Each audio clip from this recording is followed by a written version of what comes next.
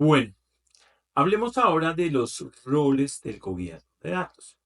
Como tú vas a trabajar con datos en todas las etapas del proceso, pues vas a tener que definir unos roles.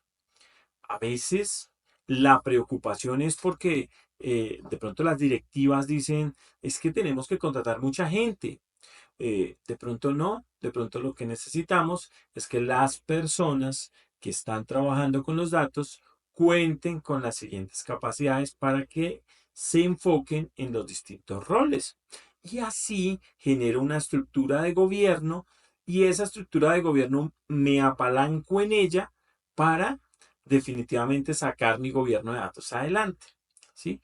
En la literatura vas a encontrar muchos de estos roles. A veces hacemos gamificación y ponemos roles como, no sé, el Mario Bros de los datos.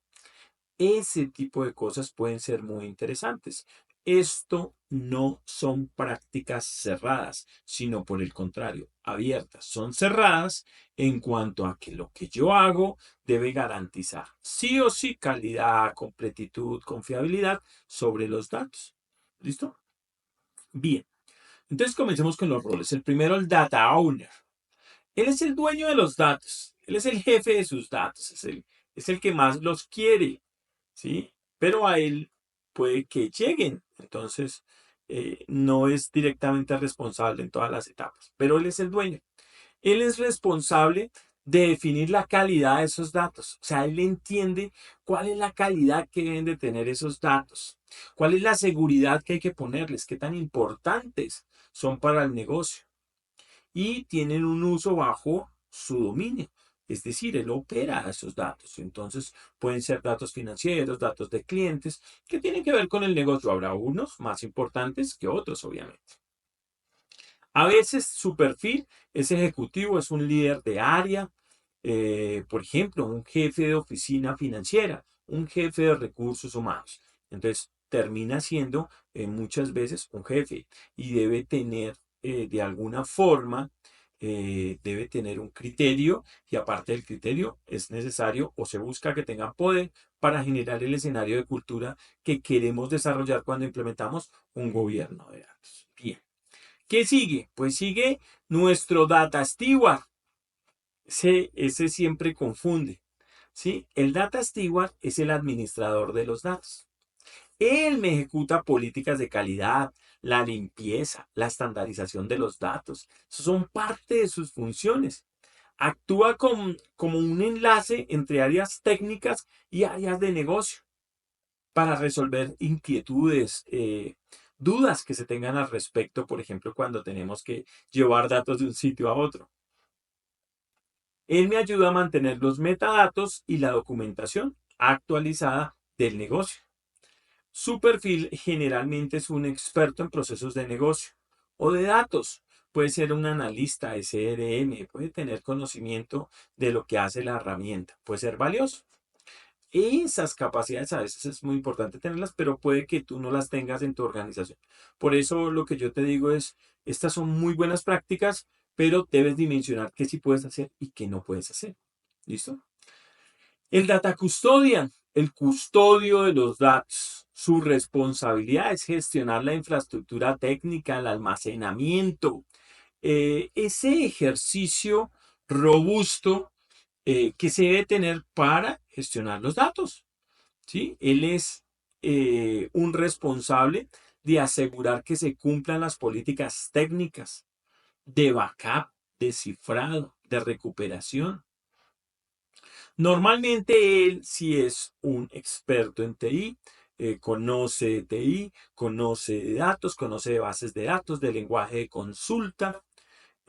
Normalmente se inclina hacia ese perfil porque es algo más técnico. Tiene que ver con la forma como se hacen los procesos por debajo para que tus datos estén siempre disponibles.